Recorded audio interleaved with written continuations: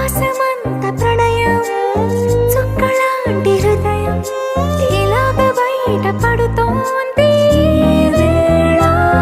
నడియడారిలాంటి ప్రాణం నడి మేఘానితో ప్రయాణం ఇక నా నుంచి నిన్ను నీ నుంచి నన్ను తెంచలేదు లోకం.